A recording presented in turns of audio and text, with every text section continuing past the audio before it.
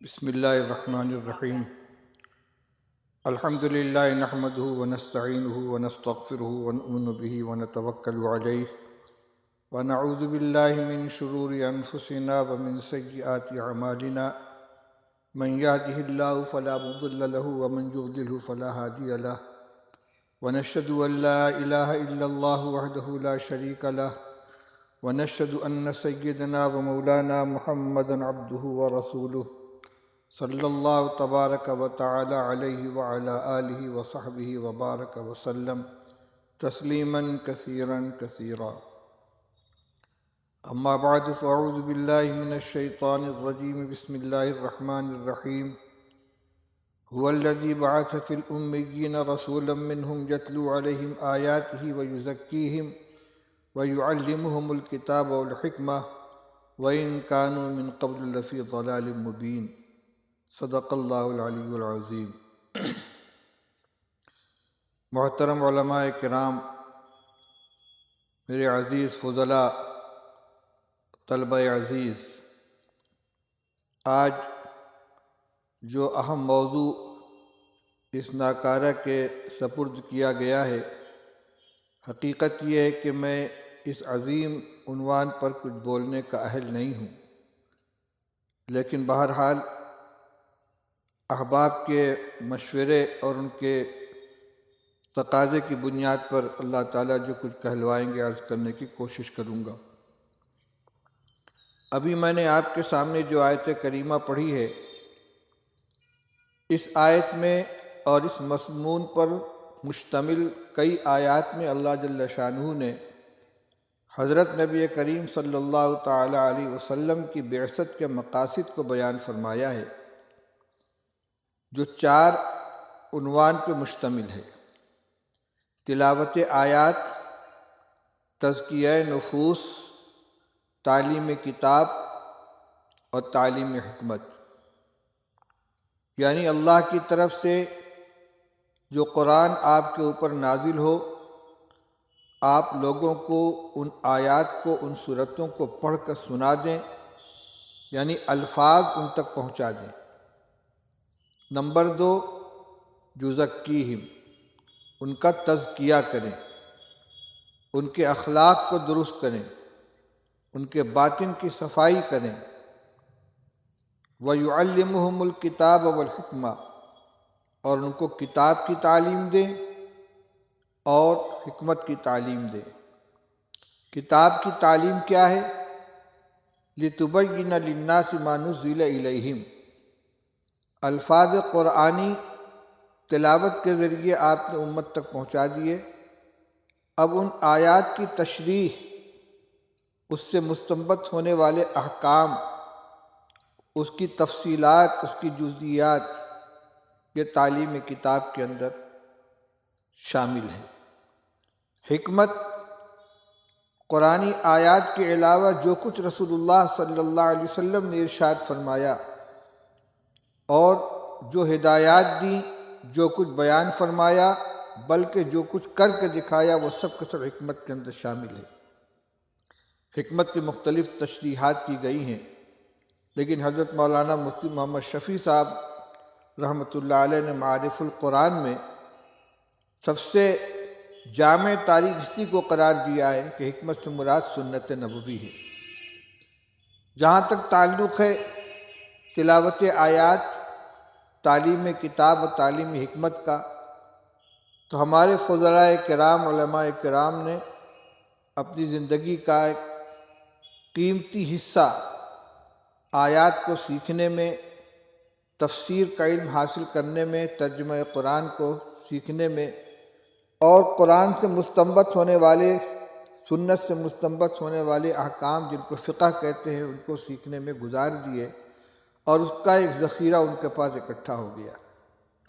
لیکن نبی کریم صلی اللہ تعالی علیہ وسلم کے مقاصد بعثت میں تزکیہ نفوس کا جو ایک جز ہے، اور جو رسول اللہ صلی اللہ علیہ وسلم نے خود انجام دیا، اور آپ کے بعد آپ کے قائم مقام خلفاء راشدین نے، پھر ان کے نائبین نے نسلاً بعد نسل اس فریضے کو انجام دیا، اس کا بھی ہماری زندگی کے اندر ہونا اتنا ہی ضروری ہے جتنا درس نظامی کے نصاب کی تکمیل، اس کو سیکھنا، اس کو پڑھنا، اس کو یاد کرنا، اس کا امتحان دینا، اس میں کامیابی حاصل کرنا، جن کے بغیر کوئی عالم نہیں کہلاتا۔ اسی طریقے سے نیابت رسول کا ایک اہم حصہ یہ بھی ہے کہ اگر ہم نے آیات قرآنی کو سیکھا ہے، تعلیمی کتاب و حکمت میں سے وافر حصہ حاصل کیا ہے، تو نبی کریم صلی اللہ علیہ وسلم کے فریضہ تزکیہ نفوس سے ہم نے کتنا فائدہ اٹھایا، اس کو بھی ہمیں دیکھنا ہوگا۔ تزکیہ کیا چیز ہے؟ دیکھیے، ایک ہے کسی عمل کی خوبی اور کسی خلق کا حسن اور اس کا ثواب بیان کر دینا۔ اسی کے بالمقابل اخلاق سیئہ، اعمال قبیحہ میں سے کسی عمل اور کسی خلق کی برائی کو بیان کر دینا۔ یہ تو ہو گیا تعلیمی کتاب و حکمت کے اندر۔ اس سے زائد تزکیے کا جو عمل بیان کیا جا رہا ہے، معلوم ہوا کہ صرف اتنا بتا دینا کہ تکبر بری چیز ہے، یہ تزکیہ نہیں ہوگا۔ تکبر کو چھڑا دینا یہ تزکیہ ہے۔ بخل کی مذمت بیان کر دینا یہ تزکیہ نہیں ہے۔ تزکیہ یہ ہے کہ مریض کے اندر سے بخل کی بیماری کو نکال دیا جائے۔ میں آہستہ آہستہ اپنے مقصد کے قریب آ رہا ہوں۔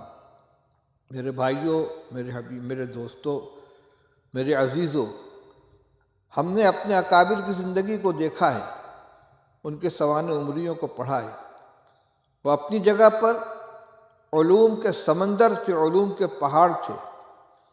ایک ایک فرد امتن قانتن کا مصداق تھا، لیکن انہوں نے علم کے اس اعلیٰ مقام پر فائز ہونے کے باوجود تزکیہ اور تربیت کے لیے اپنے آپ کو کسی نہ کسی اللہ والے کے حوالے کر دیا۔ ہمارے گروہ کے سرگروہ حضرت مولانا محمد قاسم صاحب نانوتوی، حضرت مولانا رشید احمد صاحب گنگوہی، اور نیچے اتریے حضرت مولانا اشرف علی صاحب تھانوی، حضرت مولانا حسین احمد صاحب مدنی، حضرت مولانا خلیل احمد صاحب امبیٹوی، حضرت مولانا محمد یحییٰ صاحب کاندھلوی، حضرت مولانا محمد الیاس صاحب کاندھلوی، یہ سارے کے سارے درجہ بدرجہ اکابر سے مربوط رہے ہیں۔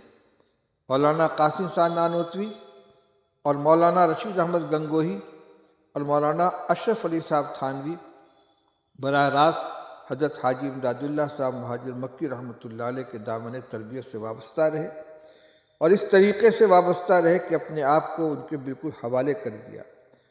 اور ان بزرگ نے ان حضرات کی تربیت اس طرح کی کہ بڑوں سے سنا ہے، حاجی صاحب فرماتے تھے کہ اگر قیامت کے دن اللہ تعالیٰ پوچھیں گے کہ امداد اللہ کیا لے کر آئے ہو، تو میں محمد قاسم اور رشید احمد کو پیش کر دوں گا کہ یہی میری کمائی ہے۔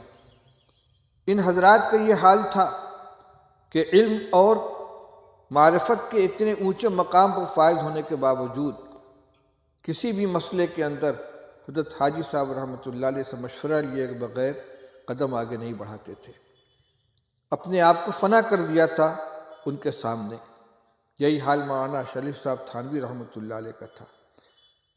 خود اللہ تعالیٰ نے ان دونوں بزرگوں سے، تینوں بزرگوں سے بہت کام لیا، لیکن حاجی صاحب کے حیات میں ان تمام حضرات نے اپنے آپ کو اس طریقے سے حاجی صاحب کے حوالے کر دیا تھا جس طرح کوئی طفل مکتب اپنے آپ کو اپنے استاذ کے حوالے کرتا ہے۔ اور اللہ تعالیٰ کے فضل و کرم سے مقام ان کا اتنا بلند ہوا کہ جس کی نظیر ہم پیش نہیں کر سکتے۔ ایک واقعہ کتابوں میں لکھا ہے، میں نے اپنے استاد اور شیخ حضرت مفتی محمود حسن صاحب نے عبد اللہ مرقدہ سے سنا کہ ایک مرتبہ دسترخوان کے اوپر حضرت حاجی صاحب کے دسترخوان پر مولانا رشید احمد گنگوہی رحمۃ اللہ علیہ جو مرید ہیں بیٹھے ہوئے تھے، اور حاجی صاحب کے دوست حضرت حافظ ضامن شہید رحمۃ اللہ علیہ بھی دسترخوان پہ موجود تھے۔ حاجی صاحب کوئی سالن نوش فرما رہے تھے اور مولانا رشید احمد گنگوہی رحمۃ اللہ علیہ کے سامنے وہ سالن نہیں تھا، تو حافظ ضامن صاحب نے مذاق کے لہجے میں کہا کہ یہ غالباً کوفتہ تھا، کوفتہ کی رکابی میاں رشید احمد کے قریب کر دیجئے، دور پڑتی ہے، وہ اس کو نہیں لے پا رہے ہیں۔ تو حاجی صاحب نے امتحان کے طور پر فرمایا کہ میرا احسان ہے کہ میں ان کو اپنے ساتھ دسترخوان پہ بیٹھا کے کھلا رہا ہوں، انہیں جی تو یوں چاہتا ہے کہ روٹی کے ایک ٹکڑے پر تھوڑا سا سالن رکھ کے کسی گوشے میں بیٹھا دوں۔ مولانا رشید احمد گنگوہی رحمۃ اللہ علیہ فرماتے ہیں کہ جب حاجی صاحب نے یہ جملہ فرمایا تو میرے چہرے کی طرف دیکھا کہ میرے اندر کوئی تغیر ہو رہا ہے کہ نہیں، لیکن الحمدللہ میرے اندر کوئی تغیر پیدا نہیں ہوا، کیونکہ واقعتاً میں اپنے آپ کو اس کا بھی مستحق نہیں جانتا تھا۔ یہ ان رشید احمد گنگوہی کی تربیت ہو رہی ہے کہ جو سرخیل علماء کہلاتے ہیں، اتنے بڑے حاجی صاحب رحمۃ اللہ علیہ خود باضابطہ عالم نہیں تھے، لیکن صاحب دل بزرگ تھے، اس لیے انہوں نے اپنے آپ کو ان کے حوالے کر رکھا تھا۔ یہی حال مولانا محمد قاسم تنانوتوی رحمۃ اللہ علیہ کا تھا، یہی حال مولانا رشید احمد گنگوہی، مولانا شفیع صاحب تھانوی کا تھا۔ پھر جب حضرت گنگوہی رحمۃ اللہ علیہ مسند تربیت کے اوپر بیٹھے ہیں تو ان کے بعد کے جتنے حضرات ہیں، مولانا محمد یحییٰ صاحب، مولانا خلیل احمد صاحب، مولانا حسین احمد صاحب مدنی، ان مولانا شیخ الہند مولانا محمود حسن صاحب رحمۃ اللہ علیہ، مفتی عزیز الرحمن صاحب، یہ تمام حضرات ان کا رخ گنگوہ کی طرف ہوا اور اپنے آپ کو مکمل ان کے سپرد کر لیا اور ان کے زیر تربیت رہ کر اپنی روحانیت کی تکمیل کی۔ تمام لوگوں کا یہ طریقہ رہا ہے، بلکہ پہلے تو یہ ہوتا تھا کہ طالب علم جب دور حدیث سے فارغ ہوتا تھا تو جب تک کہ وہ کسی بزرگ سے اپنا تعلق وابستہ نہ کر لے، اپنی تربیت نہ کرا لے، اپنی اصلاح نہ کرا لے، کسی کام کے اندر اس کو نہیں لگایا جاتا تھا، اور یہ بہت ضروری ہے۔ حضرت مولانا مفتی محمود حسن صاحب نور اللہ مرقدہ نے ایک مرتبہ بیان فرمایا، مضمون چل رہا تھا تکبر کا، کہ آدمی کے اندر جو اپنی بڑائی کا جذبہ پیدا ہوتا ہے تو اس کے اسباب بہت سے ہوتے ہیں۔ کسی کو دولت کی بنا پر تکبر کی بیماری لگ جاتی ہے، کوئی اقتدار کی بنا پر تکبر کا مریض ہو جاتا ہے، کوئی اپنے حسن و جمال کی بنا پر، کوئی اپنی جسمانی طاقت کی بنا پر، کوئی اپنے کسی فن کی بنا پر، کوئی اپنی جماعت کی کثرت کی بنیاد پر۔ فرماتے تھے کہ یہ سارے کے سارے اسباب اپنی جگہ پر، لیکن علم کی بنا پر جو کبر پیدا ہوتا ہے یہ سب سے زیادہ خطرناک ہے۔ فرمایا کہ ایک بچہ گھر سے نکلتا ہے تعلیم حاصل کرنے کے لیے، گھر میں اس کے والدین ہیں، اس کے بڑے بھائی بہن ہیں، چچا ہیں، وہ سب سے کم پڑھا ہوا، سب کے مقابلے میں ناخواندہ ہے، سب کو اپنے سے بڑا سمجھتا ہے، لیکن 8 سال 9 سال 10 سال علم حاصل کرنے کے بعد جب وہ گھر میں لوٹ کر آتا ہے تو اس کو سارے کے سارے لوگ جاہل نظر آتے ہیں، ابا بھی جاہل ہیں، اماں بھی جاہل ہیں، بھائی بھی جاہل ہیں۔ یہ جو اس کا احساس ہے یہ اس کو گڈھے کے اندر ڈال دیتا ہے۔ علم کے راستے سے جو تکبر آتا ہے یہ سب سے زیادہ خطرناک ہے اور اس کا نکالنا سب سے زیادہ ضروری ہوتا ہے۔ حضرت نے بعض واقعات سنائے، طلبہ اور علماء کی عبرت کے لیے سناتا ہوں۔ حضرت مفتی محمود صاحب نور اللہ مرقدہ نے فرمایا کہ ایک بستی کے اندر ایک اللہ والے بزرگ تھے، باضابطہ عالم نہیں تھے، لیکن اللہ نے ان کو علم لدنی عطا فرمایا تھا۔ ان کی بستی کا معاملہ یہ تھا کہ سارے لوگ ان کا احترام کرتے تھے، ان سے مشورے لیتے تھے، ان کو اپنا بڑا مانتے تھے۔ اس بستی کا ایک لڑکا، اس کے والدین کو شوق ہوا، اس کو مدرسے میں پڑھنے کے لیے بیٹھا دیا اور وہ باقاعدہ عالم بن کر اپنی بستی میں واپس آیا۔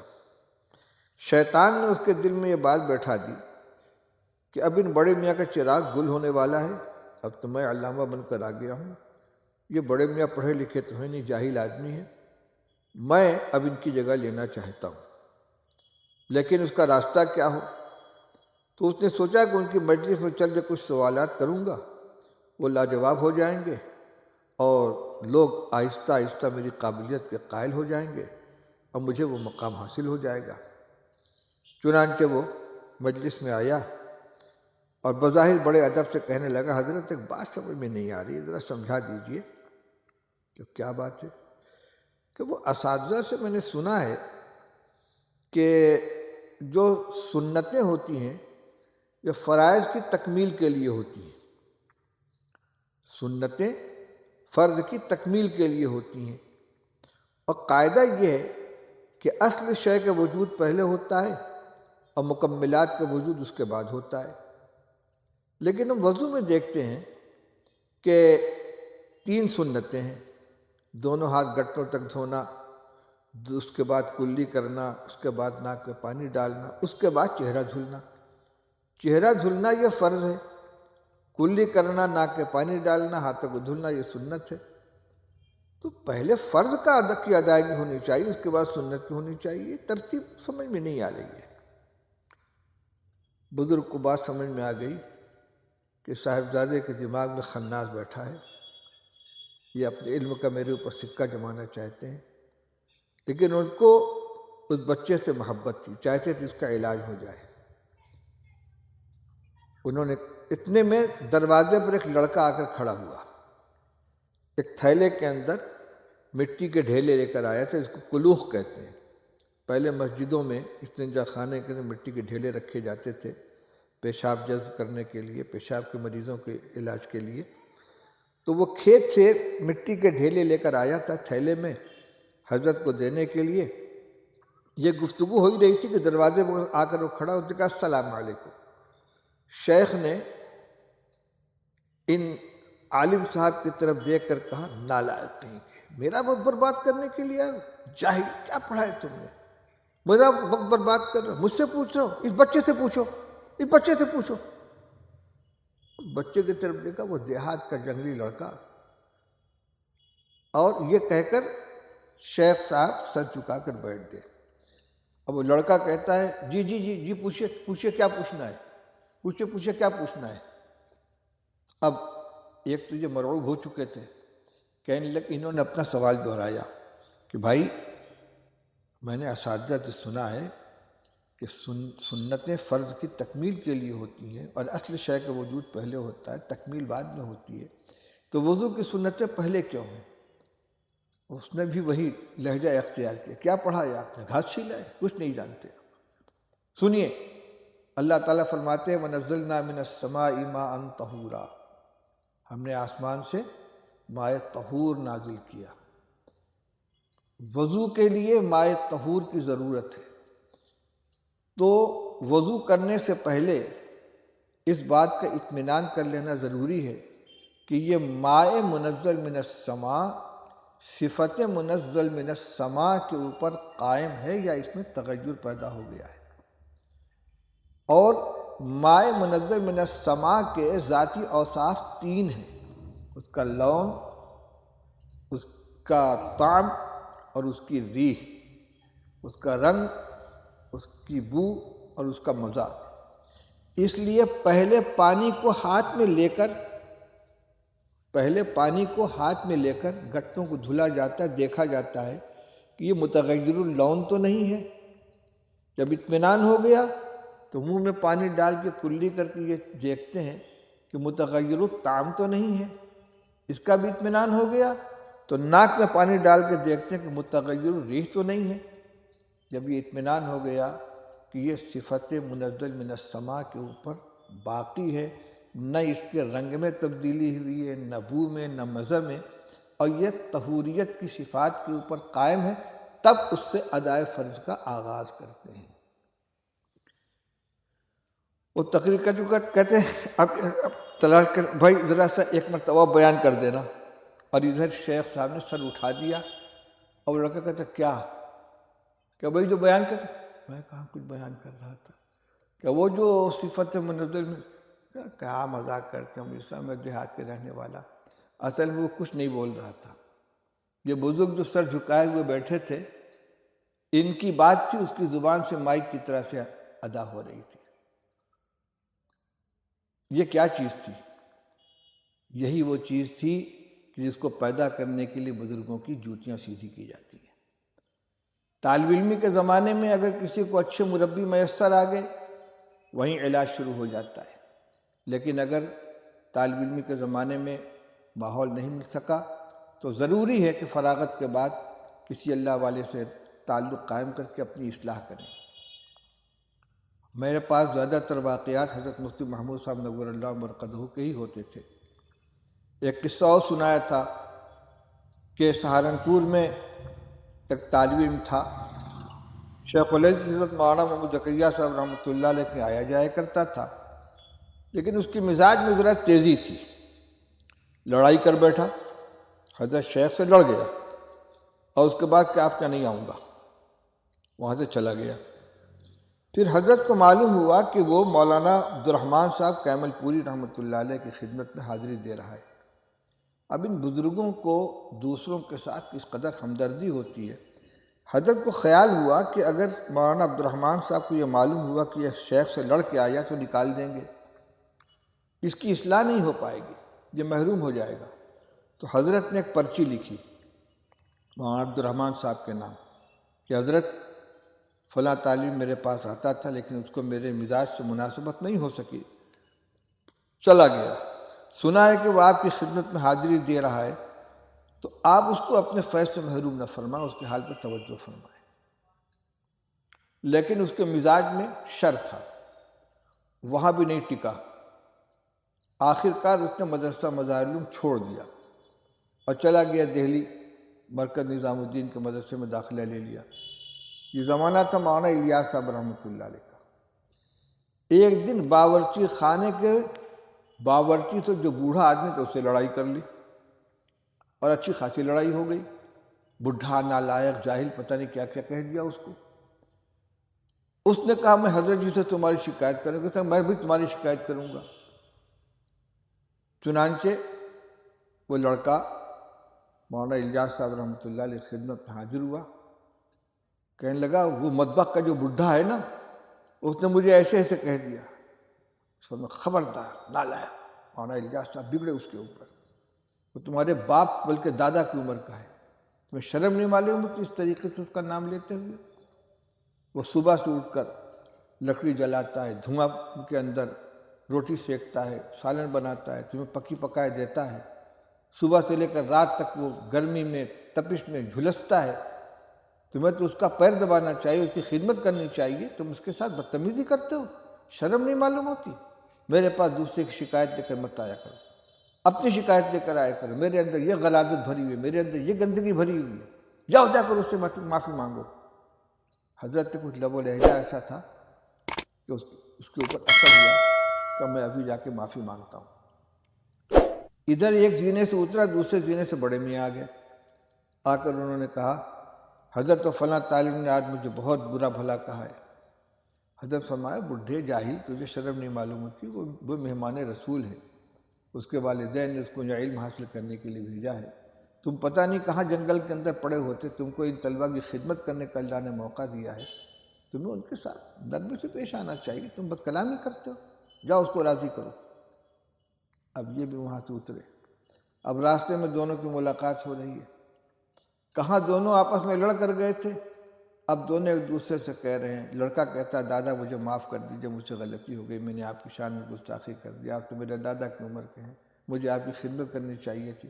کہ نہیں بیٹا، میں نے تم سے جس لہجے میں بات کر لی نہیں کرنی چاہیے تھی، تم تو مہمان رسول ہو۔ تو یہ تعلیم کے ساتھ ساتھ یہ کیا چیز تھی؟ حضرت مولانا الیاس صاحب نے اس لڑکے کے اندر جو بیماری تھی تکبر کی، بڑائی کی، اس کو نکالنے کے لیے یہ انداز اختیار فرمایا تھا۔ اب اس سے ہمیں یہ سبق ملتا ہے کہ ہمیں اپنی کمزوریوں کے اوپر، اپنی خرابیوں کے اوپر، اپنی کوتاہیوں کے اوپر نظر رکھنی چاہیے، دوسروں کی طرف نظر نہیں لی جانی چاہیے۔ ایسے ہی ہمیشہ طالب علم کو بلکہ فضلہ کو چاہیے کہ اپنا کسی کو بڑا مان کر اس کے مشورے سے کام کیا کریں۔ دیکھیے دو چیزیں ہیں، ایک تو ہے تربیت، اصلاح، بیعت کا تعلق، تزکیہ کا تعلق، یہ مستقل چیز ہے، اس کے لیے کسی ایک شخصیت کا انتخاب کر کے جس کے ساتھ مناسبت ہو اس سے اپنا اصلاحی تعلق قائم کر کے اس کی ہدایت کے مطابق بالترتیب جو ہدایت ملے اس کے مطابق کام کرے، اور ایک ہی اپنے روزمرہ کے معاملات میں مشورے سے کام کرنا، بڑوں کے مشورے سے قدم آگے اٹھانا، یہ بھی بہت ضروری ہے۔ میں پھر نام لوں گا حضرت مفتی محمود صاحب رحمۃ اللہ علیہ کا۔ مفتی صاحب رحمۃ اللہ علیہ حضرت شیخ الحدیث مولانا محمد زکریہ صاحب رحمۃ اللہ علیہ کے اجل خلفاء میں، بلکہ تمام خلفاء میں سب سے بڑے تھے، لیکن حضرت شیخ الحدیث رحمۃ اللہ علیہ جب تک اس پوزیشن میں تھے کہ ان سے مشورہ لیا جا سکے، ہجرت کر کے مکہ مدینہ تجربہ نہیں چلے گئے تھے، حضرت مفتی صاحب رحمۃ اللہ علیہ کوئی کام شیخ کے مشورے کے بغیر نہیں کرتے تھے۔ جب فارغ ہوئے ہیں، شیخ نے ان کو مدرسہ مظاہر العلوم کے اندر وہ معین مفتی کی حیثیت سے خدمت انجام دیتے تھے، فرمایا کہ آپ کانپور چلے جائیے۔ مفتی صاحب چلے گئے، جامعہ العلوم کانپور میں جا کر وہاں کی ذمہ داری سنبھال لی، جہاں مولانا اشرف علی صاحب تھانوی رحمۃ اللہ علیہ وقت گزار کر تشریف لائے تھے۔ اب مفتی صاحب نے جا کر مدرسے کو ایسا سنبھالا کہ سب کچھ وہی تھے، وہی متمم تھے، وہی ناظم مطبخ تھے، وہی ناظم دارالاقامہ تھے، وہی محصل چندہ تھے، وہی استاذ تھے، سارا کام اپنے ذمہ لے رکھا تھا۔ ادھر دارالعلوم دیوبند میں حضرت مفتی مہدی حسن صاحب رحمۃ اللہ علیہ جب بیمار ہو کر اپنے وطن چلے گئے تو ایک سال تو مفتی محمود صاحب نانوتوی جو مہو کے اندر مفتی تھے وہ آئے، وہ دارالعلوم کے رکن شورا بھی تھے، لیکن وہ رہ نہیں پائے۔ اس کے اگلے سال دارالعلوم کی مجلس شورا نے دارالفتہ کے لیے حضرت مفتی محمود صاحب رحمۃ اللہ علیہ کا انتخاب کیا۔ ان کے پاس اطلاع بھیجی گئی کہ دارالعلوم نے آپ کو بطور مفتی متعین کیا، آپ یہاں تشریف لے آئیں۔ مفتی صاحب نے فرمایا کہ مجھ کو شیخ نے یہاں بھیجا تھا، میں ان کے حکم کے بغیر نہیں آ سکتا۔ دارالعلوم کی شورا میں یہ مسئلہ پھر سے آیا۔ مولانا منظور احمد صاحب نعمانی اور مولانا اسد صاحب مدنی یہ دونوں حضرات سفر کر کے سہارنپور گئے، شیخ الحدیث مولانا محمد زکریہ صاحب رحمۃ اللہ علیہ سے گفتگو کی کہ دارالعلوم کو مفتی محمود صاحب کی ضرورت ہے اور وہ آپ کے حکم کے بغیر یہاں نہیں آئیں گے، آپ حکم فرما دیں کہ وہ دارالعلوم میں آ جائیں۔ شیخ نے حکم فرما دیا، کانپور چھوڑ کر سن 1964 میں مفتی محمود صاحب دیوبند آ گئے۔ مفتی صاحب یہاں آ گئے، اب کانپور سے ایک بہت بڑا وفد دیوبند پہنچا کہ آپ نے کانپور والوں کو یتیم کر دیا، آپ کو وہاں چلنا ہے۔ فرمایا میں شیخ کے حکم سے وہاں گیا تھا اور شیخ کے حکم سے یہاں آ گیا ہوں، کچھ نہیں کر سکتا۔ مفتی صاحب کے والد تھے مولانا حامد حسن صاحب، جو شیخ الہند رحمۃ اللہ علیہ کے تلامذہ میں تھے، بہت باصلاحیت تھے۔ جب وہ فارغ ہوئے تو انہوں نے حضرت شیخ الہند رحمۃ اللہ علیہ سے مشورہ کیا کہ مجھے کیا کرنا ہے۔ فرمایا تم نہٹور چلے جاؤ، وہاں پڑھاؤ۔ چنانچہ مولانا حامد حسن صاحب نہٹور کے مدرسے میں جا کر ٹک گئے۔ بڑی بڑی جگہوں سے بڑے بڑے تنخواہوں کے اوپر ان کی مانگ آئی، تقاضے ہوئے، ایک ہی جواب ہوتا ہے تو مجھ کو میرے حضرت نے یہاں بھیجا، میں کہیں جا نہیں سکتا۔ جب اخیر عمر میں بیمار ہو گئے، مفتی محمود صاحب رحمۃ اللہ علیہ نے اصرار کیا کہ آپ اب آرام کریں، گھر چلیں۔ فرمایا مجھ کو میرے حضرت نے یہاں بھیجا، یہاں سے تو میرا جنازہ اٹھے گا۔ چنانچہ وہیں انتقال ہوئے، وہیں سے ان کا جنازہ اٹھا۔ اپنے کو بڑوں کے حوالے کر دینے میں بہت فائدہ ہے۔ مولانا عبدالحلیم صاحب گورینی کے مدرسے کے بانی، جونپور کے رہنے والے، جہاں کے شیخ یونس صاحب سے یہ پہلے مولانا وسیع اللہ صاحب رحمۃ اللہ علیہ سے متعلق تھے، پھر ان کی وفات کے بعد شیخ الحدیث مولانا محمد زکریہ صاحب رحمۃ اللہ علیہ سے ان کا ربط ہوا، بزرگوں میں شمار ہوتا تھا، دارالعلوم دیوبند کی رکن شورا بھی تھے۔ ایک مرتبہ بنارس تشریف لائے، میں نے اساتذہ کو اکٹھا کیا اور مولانا عبدالحلیم صاحب سے درخواست کی کہ حضرت کچھ ہم لوگوں کو نصیحت کر دیجیے۔ فرمایا کہ صرف ایک نصیحت کرتا ہوں مستقل بن کر مت رہو، ہمیشہ اپنے کو کسی بڑے کے ماتحت لے کر چلو، مشورے کرتے رہو، ہدایتیں حاصل کرتے رہو، بڑے امان کے اندر رہو گے۔ تو میں اپنے فضلاء سے یہ دونوں درخواستیں کرنا چاہتا ہوں۔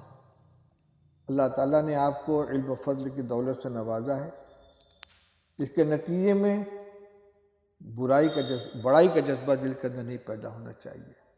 جو پھلدار درخت ہوتا ہے اس کی شاخیں جھکی ہوئی ہوتی ہیں، اگر سر اٹھائیں گے تو اللہ تعالیٰ دبا دیں گے۔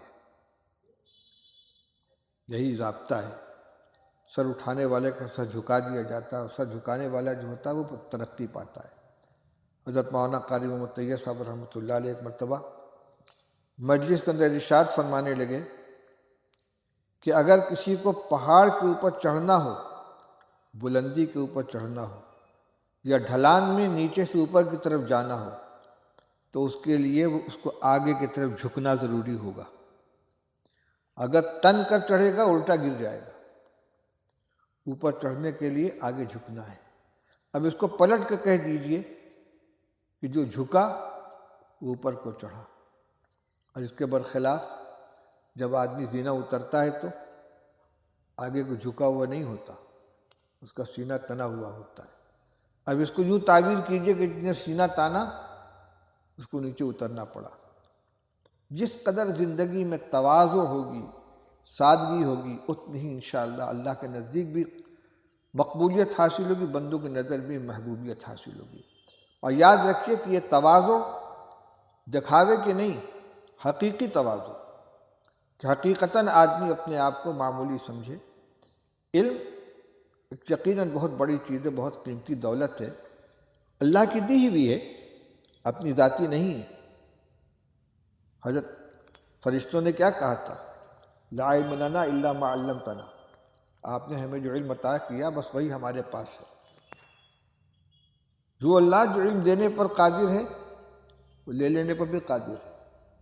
اور ہوتے ہیں واقعات، دماغ کا فالج گر گیا، یادداشت متاثر ہو گئی، یادداشت کھو گئی۔ اپنے زمانے کا بہت بڑا علامہ اخیر میں آ کر ایسا ہو گیا کہ جیسے بچہ ہوتا ہے، نہ اس کے پاس ہوش ہے نہ حواس ہے، کچھ نہیں، مفنت ہو کے رہ گیا۔ تو علم اللہ تعالیٰ واپس بھی لے سکتے ہیں، اس لیے علم کی بنا پر جتنا علم ہو اتنی زیادہ تواضع پیدا ہونی چاہیے۔ بڑائی کا جذبہ دل میں آئے گا تو یہ علم کار مذلت کے اندر جا کے ڈال دے گا۔ اس لیے انا عالم نہیں۔ آپ نے حضرت موسیٰ اور حضرت خضر علیہ السلام کا قصہ پڑھا ہوگا۔ موسیٰ علیہ السلام انبیاء بنی اسرائیل میں سے ہیں، اولو العزم پیغمبر ہیں۔ یہ خضر علیہ السلام کے پاس پہنچے تو کیا کہا تھا؟ هل اتبعک علی ان تعلمنی مما علمت رشدا، کیا میں آپ کے تابع ہو جاؤں، آپ کے پیچھے پیچھے لگا رہوں، اس مقصد سے کہ آپ کو جو کچھ اللہ کی طرف سے علم عطا کیا گیا ہے اس میں سے کچھ آپ مجھے عطا کر دیں۔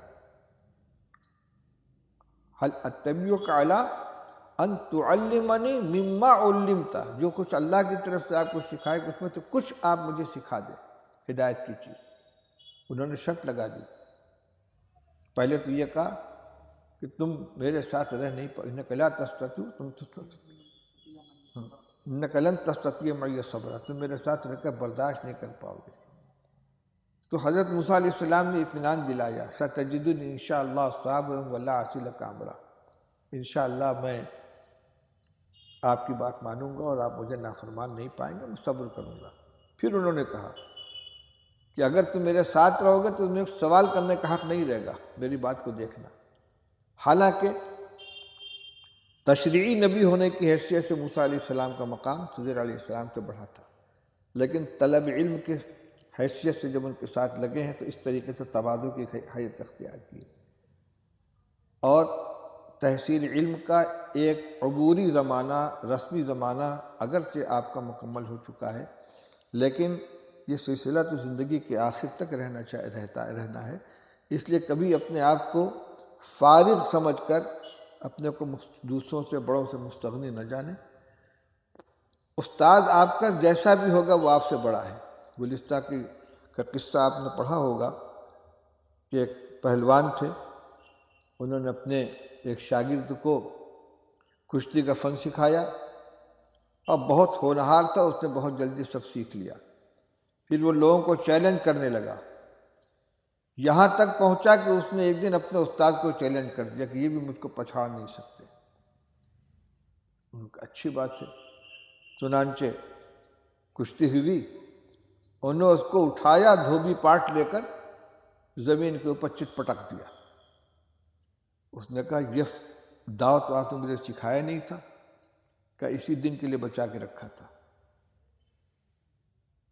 یہ کبھی نہیں ہونا چاہیے کہ میں سب سے بڑا ہو گیا، میں سب سے علامہ ہو گیا۔ ہمارے اساتذہ کہتے ہیں کہ جس استاذ کے سامنے دورانی قاعدہ یا قاعدہ بغدادی پڑھائے، ناظرہ پڑھائے، اور آپ شیخ الحدیث ہو گئے تو بھی وہ آپ کو استاد ہی ہے، چاہے علم کے اعتبار سے، مقدار کے اعتبار سے، درجے کے اعتبار سے آپ کہیں بھی پہنچ چکے ہوں۔ باپ کیسا ہو باپ ہی رہے گا، استاد کیسا بھی استاد ہی رہے گا۔ اس لیے ہمیشہ بڑوں کے تابع بن کر ان کے مشورے، ان کی ہدایت کے مطابق چلیں، اپنے اخلاق کی نگرانی کریں۔ اگر اخلاق درست نہیں ہے، تواضع پیدا نہیں ہوئی، قناعت نہیں آئی، صبر و شکر کا جذبہ پیدا نہیں ہوا، مخلوق کے ساتھ ہمدردی نہیں آئی، ایثار کی صفت پیدا نہیں ہوئی، تو یہ علم بجائے نفع دینے کے نقصان پہنچائے گا۔ آج کی مجلس میں ہمیں یہی 2-3 باتیں آپ کے سامنے عرض کرنی تھی۔ ایک، اپنی اصلاح کی فکر کریں، جس کے ساتھ مناسبت اس سے باقاعدہ رابطہ قائم کر کے اپنے آپ کو اس کے سپرد کریں۔ دوسرے، اپنے معاملات کے اندر بڑوں سے ہمیشہ مشورہ لیتے رہیں، خاص طور سے اپنے اساتذہ کرام سے۔ اور تیسرے، اپنے اہل خانہ کا، اپنے متعلقین کا جو حق ہے اس کے سلسلے میں کبھی غفلت نہ برتیں۔ اللہ تعالیٰ ہم سب کو عمل کرنے کی توفیق عطا فرمائے۔ وآخر دعوانا الحمدللہ رب العالمین۔